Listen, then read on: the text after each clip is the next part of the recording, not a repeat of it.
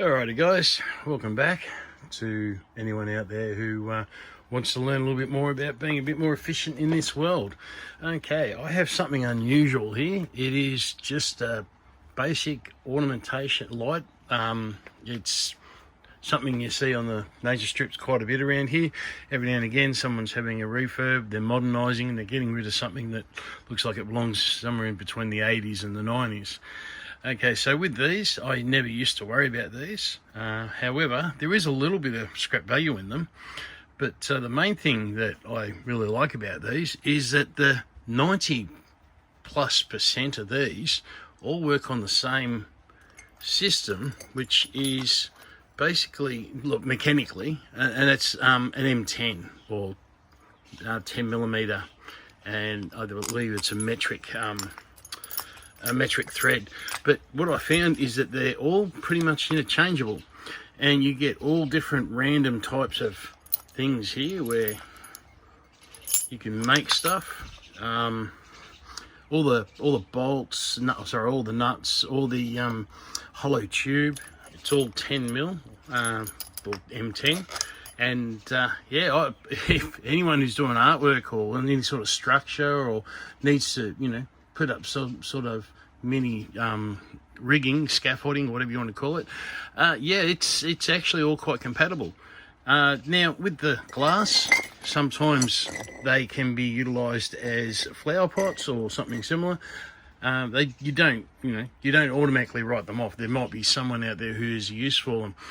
There are people out there who make all sorts of sculptures and artwork, and depending on your system, your network, you can always try and work out some sort of trade. I mean, obviously, for someone who, like me, who scraps, something like this, it's fragile, it takes up a lot of room, it's annoying. I want to trade that as quick as possible, so I am going to trade that for virtually nothing. I mean, I'll give it away. But if someone wants this sort of stuff, they're going to be asking, have you got any more? Have you got something different? Have you got something unusual? And they can create whatever they want to create. All right, I'll take it apart and I'll show you what I mean by the internals of it. Okay, talk in a sec. Okie dokie. All right, pull it apart, and now going through this. This one, I would say it was probably from the 70s by the looks of the light fittings. So these light fittings here, and once I pull them apart, that's actually quite solid brass. It's a brass screw, and inside there's a metal spring that has to come out if I want to make it clean brass. Now these little end bits that were these pipe was steel, and on the end of the threads are actually brass, so they actually mostly came off pretty easily.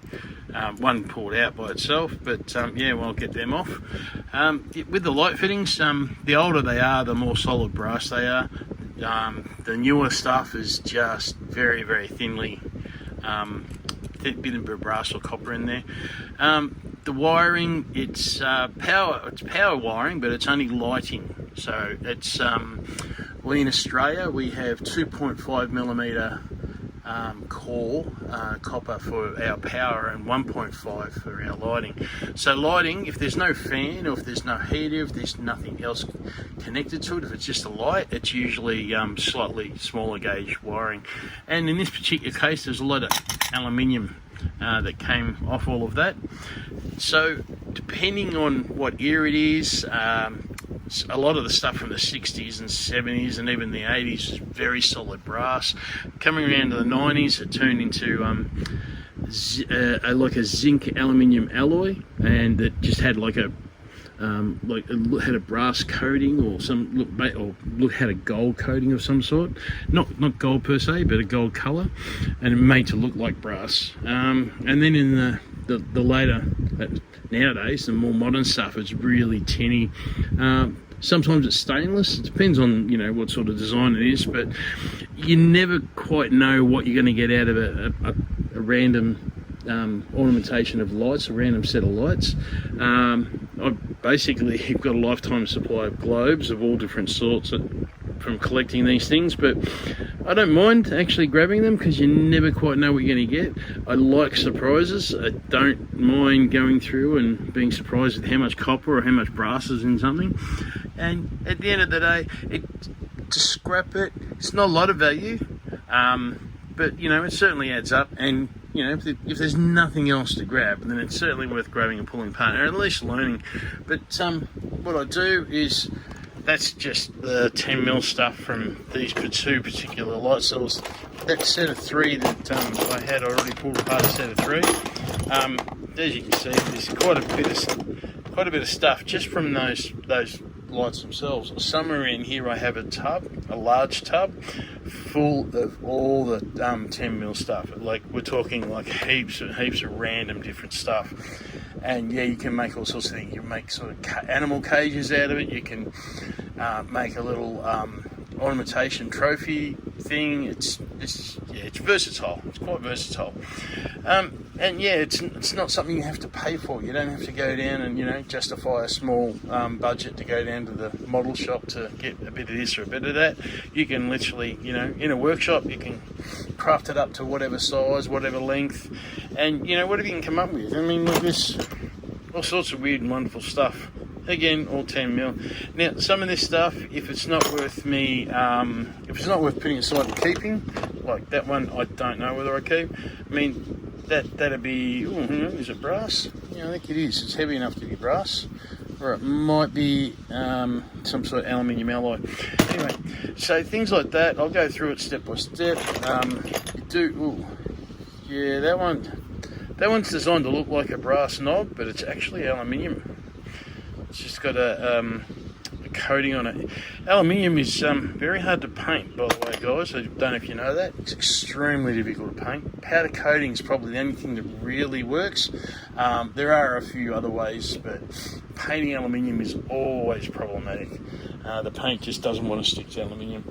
Quite often they'll coat aluminium in like give it a zinc wash or a copper wash in order to actually give it a different appearance, or to actually have something they can paint to.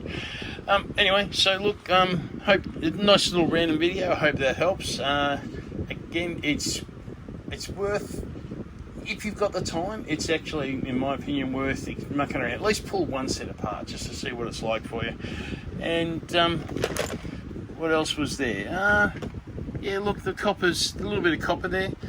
By the time you pull all that down, again, it's only, you know, going to be like 1.5. It's nothing decent, but it's certainly, you know, it's better than nothing. All right. Hope that answers questions you didn't even know you had. All right. Thanks, guys, and I'll catch you in the next vid.